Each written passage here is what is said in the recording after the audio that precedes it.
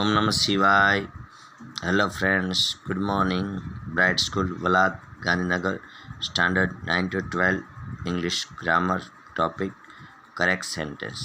Select the correct sentence. मित्रों, आज आप एक टॉपिक शीखीशुं जेनुं नाम छे सिलेक्ट द करेक्ट सेंटेंस, जे स्टैंडर्ड 9 to 12 दरेक धोरणनी अंदर पूछाय छे। तो मित्रों, साचुं वाक्य कयुं छे तमारे शोधी अने टीक करवानुं अने पछी लखवानुं छे, बराबर। आ टॉपिक छे ए 3 થી 4 मार्क्सनो पूछाय छे। एमसीक्यूज़नी अंदर ज पूछाय छे मित्रों, खास ध्यान राखजो। जेम के आमां शुं छे, कोईपण वाक्य होय छे, बराबर छे। टेन्सनुं होय छे, मोनोलॉग सीरीजनुं होय छे, बीकोઝवाळुं, आइधर नाइधर, कोईपण वाक्य होय छे। पण इन शॉर्ट आपणे जे आगळ जोयेલું હોય એના આધારે જોયું છે मित्रों, बराबर। कंजक्शन જોયેલા હતા, बराबर। જેમ could you help me please? Yes, this is the right answer. Could you help me please? કોઈ પાસે આપણે માનો કે કોઈ પણ હેલ્પ માગી હોય, મદદ, તો આપણે could you help me please જ કહેવાની। must you help me please એવું તો કે તારે ચોક્કસ મારી મદદ કરવી જ જોઈએ એવું ના કહેવાય। should you help me please એ રીતે પણ ન થાય। have you help me please એ રીતે વાક્ય ના બને। વાક્ય સાચું આ જ બનશે, could you help me please? so correct answer is A, could you help me please? બીજું વાક્ય છે, Anita has got permission, she might got home. એટલે અનિતાએ પરમિશન મળી ગઈ છે, તે ઘરે કદાચ ઘરે જશે। એટલે કે કોઈ રજા મળી ગઈ હોય તો ઘરે જવાનું હોય, પણ ચોક્કસ જાય એવું હોય ના હોય, કદાચ ના પણ જાય। તો Amita has got permission, she can go home. Amita has got permission, she can go home. Anita has got permission, she must go home. Anita has got permission, she should go home. એટલે રજા મળી ગઈ છે એટલે એ ઘરે જશે એ રીતે વાય છે, બરાબર। એટલે ઘરે જઈ શકે છે એવો અર્થ થાય। એટલે આન્સર આવશે આ, Anita has got permission, she can go home, બરાબર।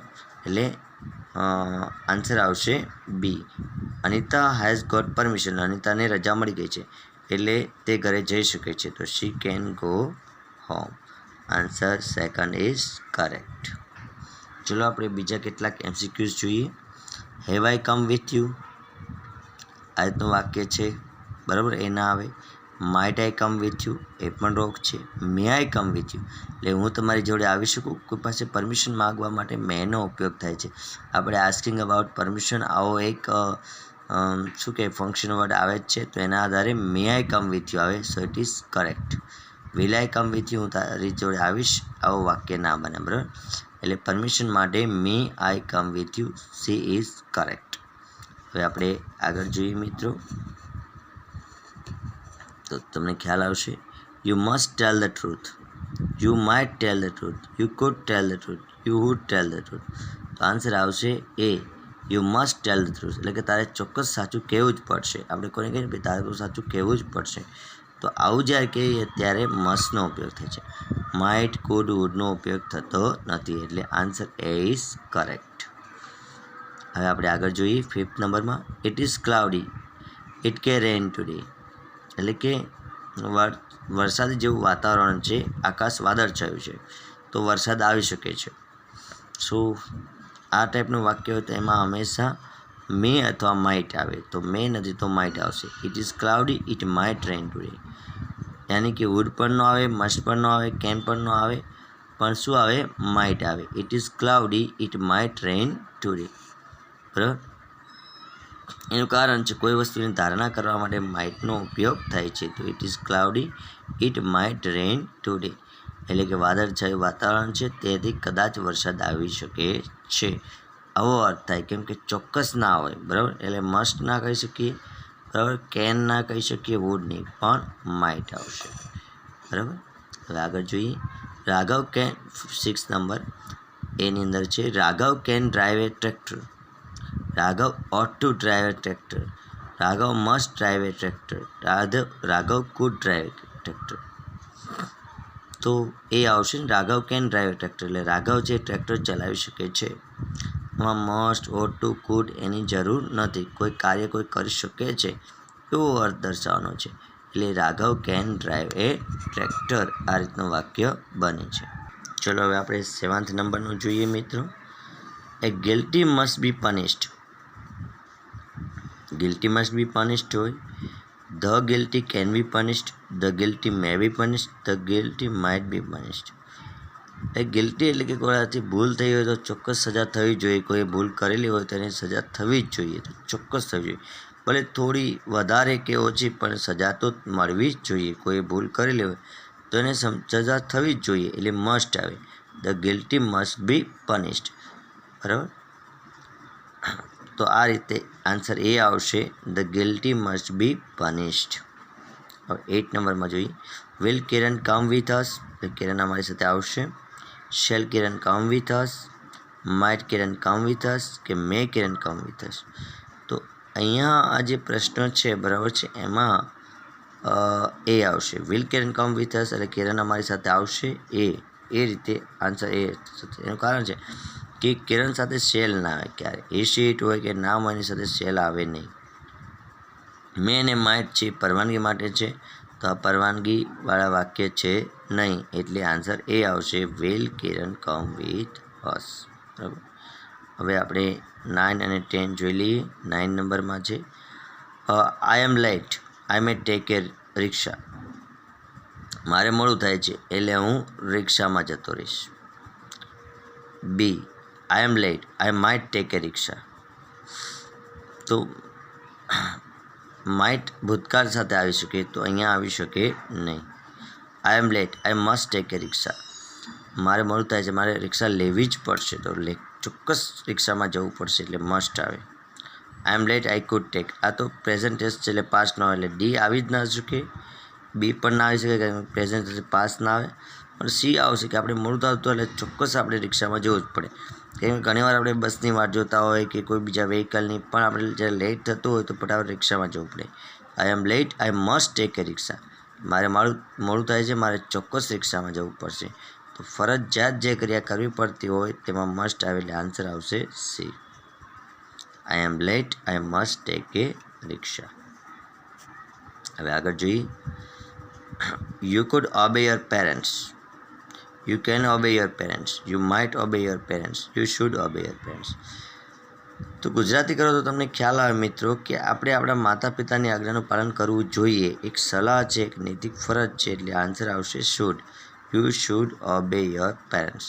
એટલે કે તમારે તમારી માતા પિતાની આજ્ઞાનું પાલન કરવું જોઈએ. તો આ રીતે 1 to 10ની અંદર તમને ખ્યાલ આવી ગયો હશે મિત્રો કે આપણે મોરલ ઓક્ઝરીઝ જેનો ઉપયોગ અલગ અલગ રીતે થાય છે. અહીંયા આપણે મોરલ ઓક્ઝરીઝ જોઈએ છીએ જે કરેક્ટ સેન્ટેન્સની અંદર વપરાય છે. બીજા પણ કેટલાક એક્ઝામ્પલ આપણે જોઈશું. મિત્રો આપણે બીજા કેટલાક એક્ઝામ્પલ્સ જોઈએ સિલેક્ટ ધ કરેક્ટ સેન્ટેન્સની અંદર.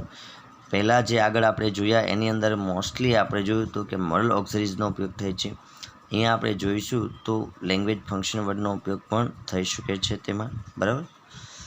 જેમ કે સિલેક્ટ ધ કરેક્ટ સેન્ટેન્સની અંદર Manan plays violin as if he were an artist. So first is correct. પહેલું જ સાચું છે કેમ કે મનન છોકરો છે એટલે હી આવે, બરાબર છે. એઝ ઇફ પછી હી કે શી આવે, ત્યાર પછી વેર આવે, તો એ વેર આપેલું જ છે, એટલે Manan plays violin as if he were an artist, આ કરેક્ટ છે. બીજું Manan plays violin as if પછી વોઝ ના આવે એટલે ઇનકરેક્ટ. અહીંયા એઝ ઇફ હી વોઝ, આમાં એઝ ઇફ હી ઇઝ. ટૂંકમાં હિશીટ સાથે વોઝ આવે કે ઇઝ આવે તો એ ખોટું જ હોય છે, એટલે આન્સર આવશે A. Manan plays violin as if he were an artist. Right. Manan એવી રીતે વાયોલિન વગાડે છે જાણે કે પોતે એક કલાકાર હોય. હવે આગળ જોઈએ. Mitali bought such a table that had been found in outlet. Such દેટનો ઉપયોગ થાય છે. Mitali bought such a table, સચ સાથે દેટ અહીંયા સેટ નહીં થાય, એઝ સેટ થશે. મિતાલી બોટ સેમ એ ટેબલ, સેમ પછી એ આવે જ નહીં એટલે રોંગ છે. સચ પછી એ આવે પણ એઝ આવે, દેટ નહીં આવતું. દેટ આવે પણ આ ટાઈપના વાક્યમાં ન આવે જેમાં આર્ટિકલ આવે એમાં. Mitali bought so smart table that she had found in outlet. Mitali bought such a table as she had found in outlet. તો આન્સર આવશે ડી. સચ એઝનો ઉપયોગ થાય છે. બરાબર.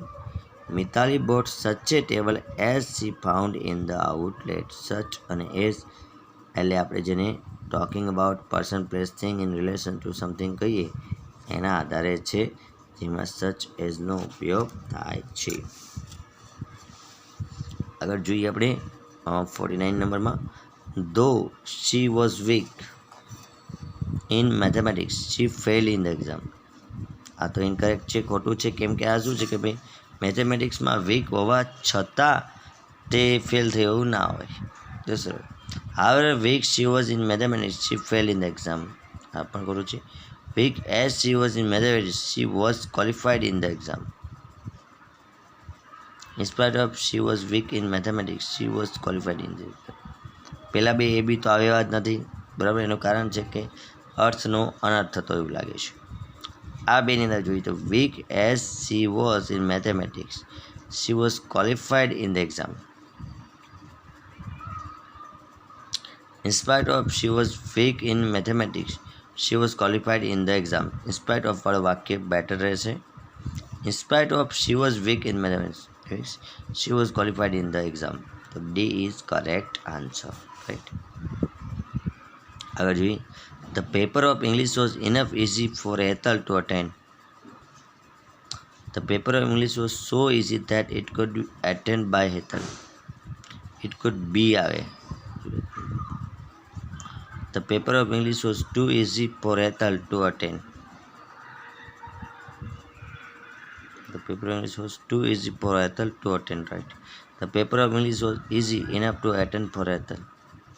C correct રહેશે. The paper of English was too easy for Ethel to attend. તો એટલું સારું છે કે કરી શકતી નથી, એટલે C કરેક્ટ નહીં થાય.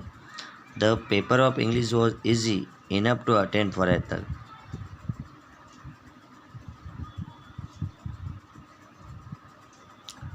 Enough easy for Ethel to attend. A correct રહેશે. The paper of English was enough easy for Ethel to attend, right? તો આ રીતે તમને ખ્યાલ આવી ગયો હશે કે કરેક્ટ સેન્ટેન્સમાં આપણે અલગ અલગ સેન્ટેન્સનો ઉપયોગ કરી શકીએ છીએ. લખીને લર્ન કરજો મિત્રો. ઓકે, ઓમ નમઃ શિવાય.